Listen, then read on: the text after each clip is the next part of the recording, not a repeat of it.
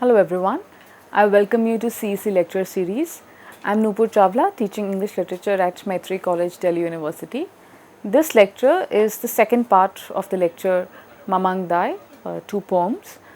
In the previous lecture, we introduced the writer, poet Mamang Dai.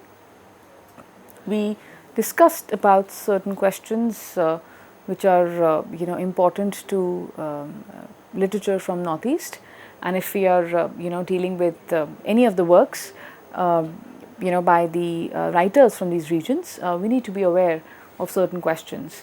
One of them being that how the term Northeast literature itself is somewhat problematic, because it seems to override all the differences, the uniqueness in the experience and expressions of the writers and people from the different states in the India's Northeast. So they are as diverse as the other parts of the country, right? We need to be aware of that. And thereafter, there's the linguistic question also is very important, that how regional language versus using language which is not native to the people, right? How that also raises a few questions, is central to writings from the region. So in the last parts of the previous lecture, we began discussing an important poem by Mamang Dai, which is called An Obscure Place. And we said that this poem is important because it gives us a view of the poet on how she represents her region, right? In what ways, in what terms do we see her talk about Arunachal, right? And through her representation, different concerns also come to the fore. And in the initial stanza, we've seen that how she first begins by talking about the history of the race, right? And orality. So how she highlights that how stories are an important part of their culture. Thereafter, she talks about the absence of written past. In fact, she instead of highlighting an absence, she expresses her lack of certainty around it, right?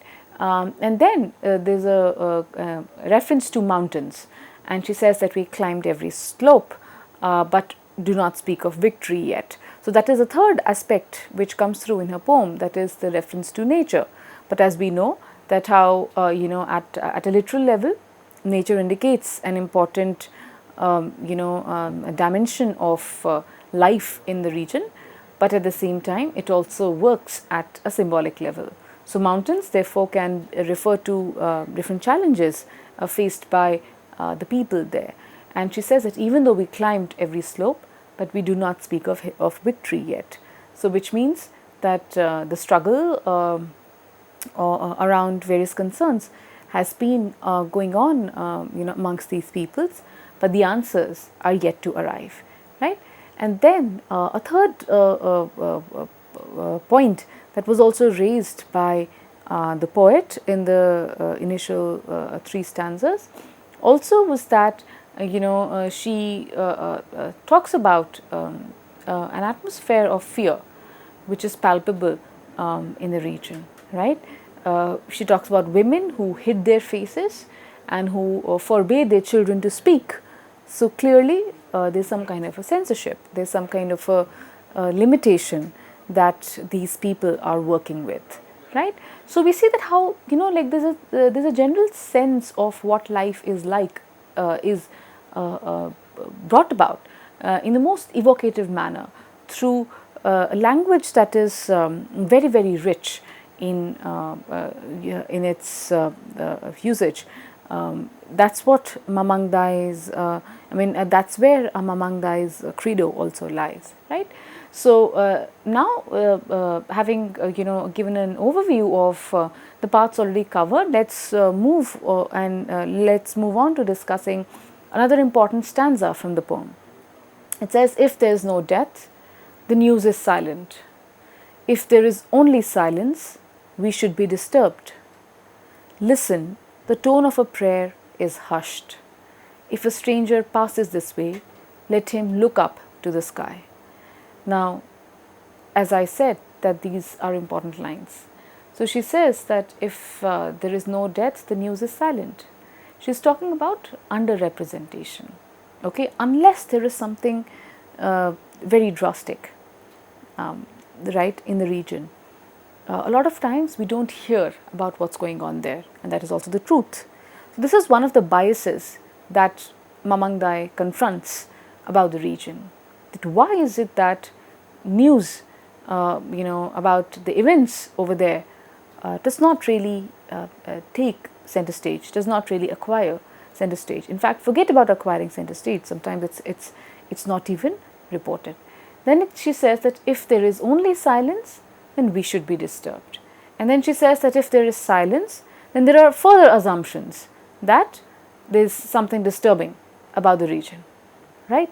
So she's constantly highlighting a series of questions of misrepresentation and underrepresentation of the people in the region, right? And then she goes on to the next stanza where she says, "A smoke cloud chases the ants. See, they have slain the wild cat and buried the hornbill in her maternal home." Now, once again, the images over here are very violent, but expressed in terms of nature. She says, "A smoke cloud chases the ants." So imagine an ant, something which is, a creature that's incredibly tiny. A smoke cloud chases the ant, and a smoke cloud, brings to mind a picture of a cloud that's huge.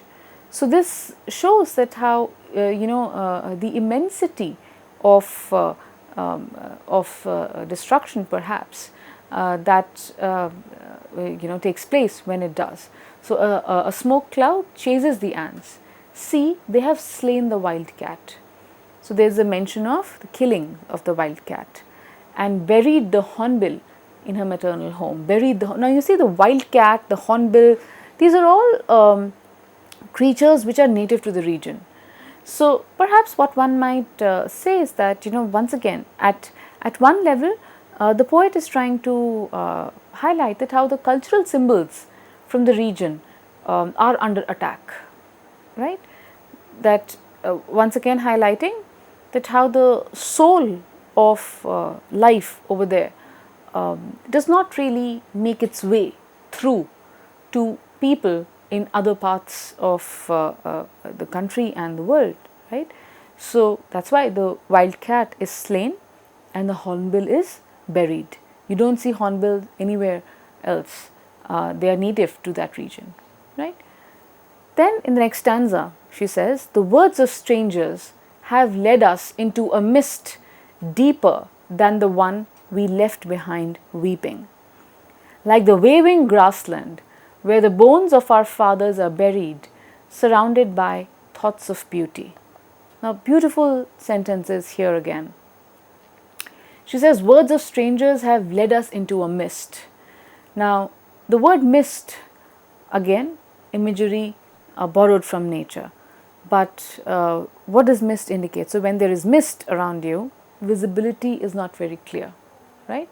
So, when she says that the words of strangers have led us into a mist, it means that the versions of people about the region have led us into a mist, have maybe obscured the essential aspects of our reality, and therefore it's time, perhaps that's the point that she is making, for the voice from the region to make its presence felt, right? So that's why words of strangers have led us into a mist deeper than the one we left behind weeping. Like the waving grassland where the bones of our fathers are buried, surrounded by thoughts of beauty. Now you see this juxtaposition, which is very, very hard hitting. The grassland where bones of our fathers are buried, surrounded by thoughts of beauty. So you see there's a constant juxtaposition of violence and beauty. There's a juxtaposition of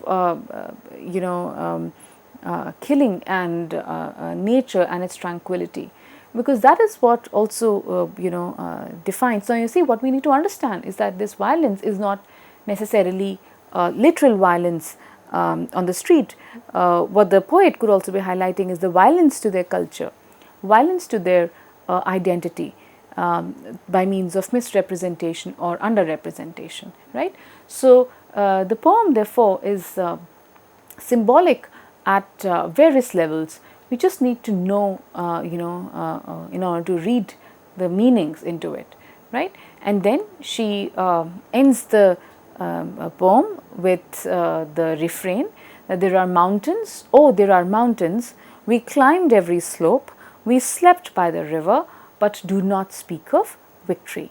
So, having addressed or having given a flavor of different issues which are proper or which define or which characterize life in Arunachal, she once again highlights that there are a lot of mountains and we try to climb every slope, and we climbed them also, but we do not speak of victory yet. So, which means that it's a process.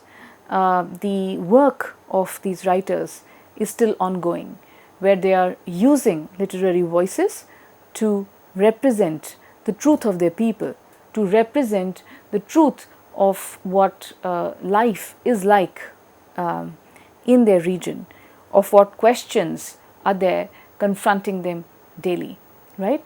And also to correct the biases which otherwise perpetuate in the mainstream. So it is these voices from the region, therefore, that penetrate through those discourses and seek to offer an alternate view of life and people in the region, right? So that is an important task, that is an important role played by this particular poem by Mamang Dai, right? So this I would say kind of substantiates all the points that we had made about the writer in the beginning of the previous lecture as well. So with this you see that how she uses her works, her literary voice to raise certain important dimensions of experience, right? Now from here let's move on to another very important poem by Mamang Dai, that's titled The Sorrow of Women. Now here, as we know that as the title itself suggests, that at the center is the experience of women, right? Women, and so she filters the worldview about the region through the eyes of a woman's experience. So that is what is at the center of her concern here, that she thinks about the socio-economic issues from the eyes of women and how they appear to women, how they impact women. So in fact, you see, just a choice of the subject, that is thinking about reality from the prism of women, itself says a lot about about the poet, that how her sympathies therefore lie with those who are still seeking answers in society. And of course we know that women generationally everywhere belong to the section that has raised various concerns, that has faced various challenges. So let us see what Mamang Dai has to say in this poem titled The Sorrow of Women. They are talking about hunger, she says. They are saying there is an unquenchable fire burning in our hearts. My love, what shall I do? I am thinking how I may lose you to war and big issues more important than me. So at the outset, what do we notice? That it is the voice of a woman that is addressing her lover. So she is saying that they are talking about hunger. They are saying that there is an unquenchable fire burning in our hearts. Again, you see, that's the beauty of Mamang Dai's poems, that the more you read, the more layers you uncover. in her, but the layers of meaning that hide behind these words. So what she says here is that they are saying that there is an unquenchable fire burning in our hearts. So one may say it's perhaps the fire of hunger in the people. It could be a fire of unfulfilled desires. It could be the fire of questions which continue to plague people. And also she's talking about hunger, right? So hunger can be both literal, but more importantly, a hunger means a desire for more. So she says that that is what is being talked about, that of hunger, and they are saying that there is an unquenchable fire burning in our hearts. My love, what shall I do? I am thinking how I may lose you to war and big issues more important than me. So the woman over here is concerned that at a time when these bigger concerns are facing us, right? They're standing ahead of us. So she says, what shall I do? So this is a voice of, at one level, some kind of a helplessness that one has when one feels when one is feeling vulnerable. She says that what if I may lose you to war? So is it an actual war? No, it's not an actual war, but war here stands for the concerns, the questions, the constant tussles in the social and the economic spheres in the region. So she says that what if I lose you to these bigger issues? Now you see what is very, very telling in this case is that the woman is aware that how there are issues bigger than the issue of hers, which is the idea of loss, of losing her beloved. So she says that there are issues bigger than love. There are issues bigger than losing your loved one. I mean, how you interpret it is something that I would leave to you. But this acknowledgement itself says a lot about the poetic voice here. She says, life is so hard like this. Nobody knows why. It is like fire. It is like rainwater, sand, glass. What shall I do, my love, if my reflection disappears? Now, again, in this stanza also, there is an expression of a discomfort. She says, life is so hard like this. Like this, when you are worrying about the pressing concerns, and you're also worried about the future of your loved ones, whether they will be with you in the times to come or not. Now imagine living with that kind of a precarity. She says life is very hard this way. And she says nobody knows why. It is like fire. It's like rainwater, sand and glass. Once again, she uses images from nature to represent what she's feeling, right? What shall I do, my love, if my reflection disappears? So here now there is also a concern about the loss of her own self as well. So it's not just a vulnerability which is a result of her fear of losing her loved one, but also the fear of losing her own self in the face of these bigger issues, right? Then she goes on to say that they are talking about a place where rice flows on the streets, about a place where there is gold in the leaves of trees. They are talking about displacement when the opium poppy was growing dizzy in the sun, happy in a state of believing.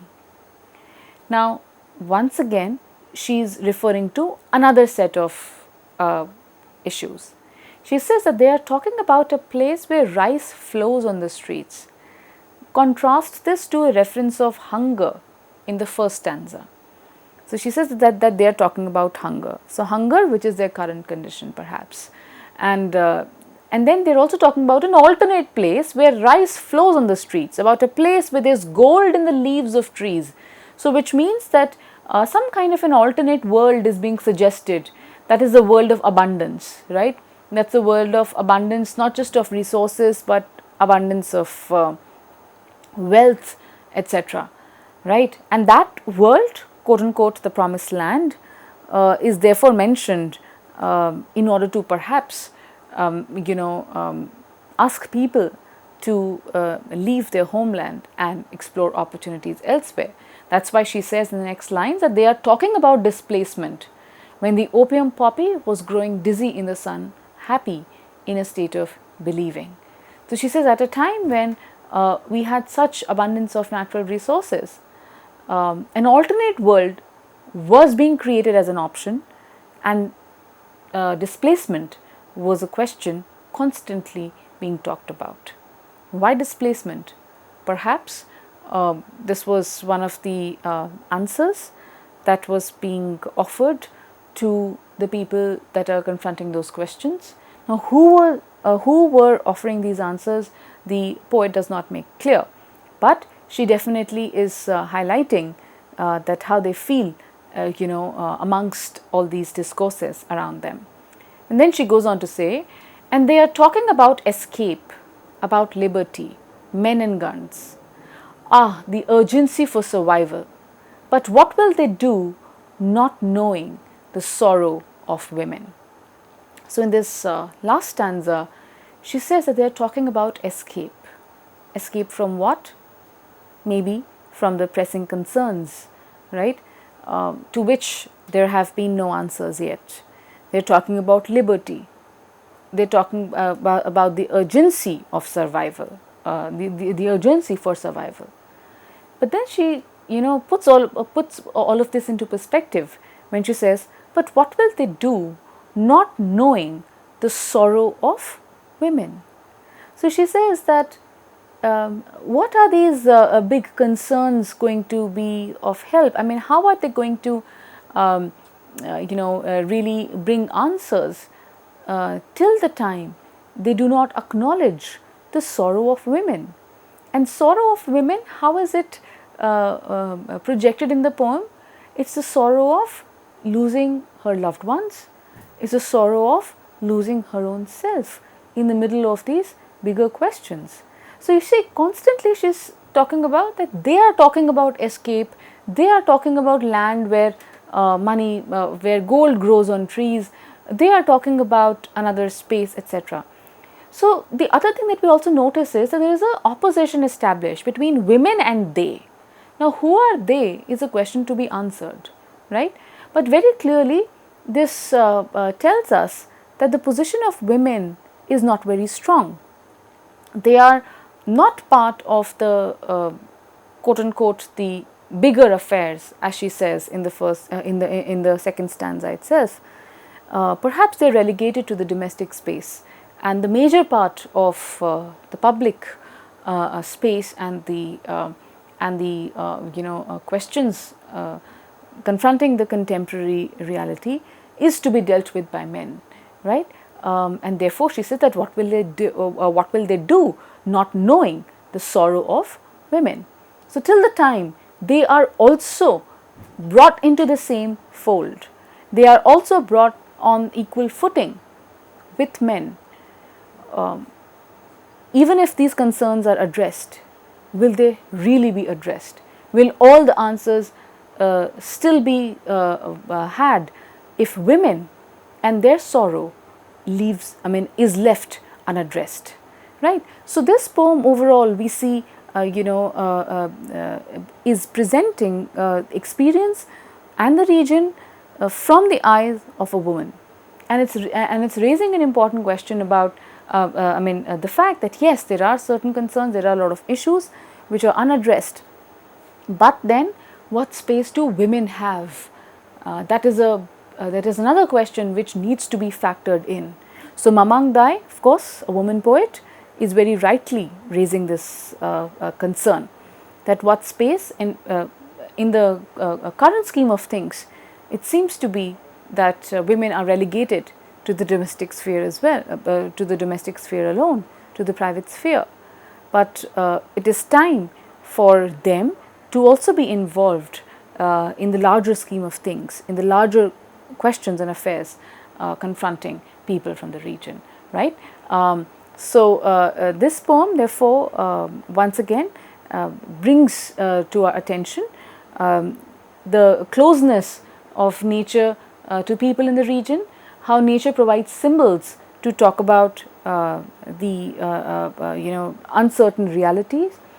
It's once again highlighting certain issues, as she says, bigger issues more important than me, issues that are big, but then they do not factor in women. So how women's marginal position therefore is at the forefront of her concerns here. So we see overall how Mamang Dai as a poet is a very socially conscious voice from the region. She does not romanticize the land of her birth anywhere. Instead, she chooses to present a realistic picture of of the questions of life and of what it means to belong to the region, and therefore we must also approach her as a voice that pierces through different discourses which are current at the given point of time, discourses that may obscure the reality of the people, discourses that may misrepresent or underrepresent. So all these questions are therefore addressed, or one may even say they are offset by such a conscious literary voice as Mamang Dai. Now I hope that you'll also pick up poems by hers. So in the first part of the lecture we saw that she's a prolific writer who has various poetry collections to her credit, and also fiction as well. So with this we end the discussion here, and I hope that you pick up the other works by the writer and deepen your understanding further. Thank you.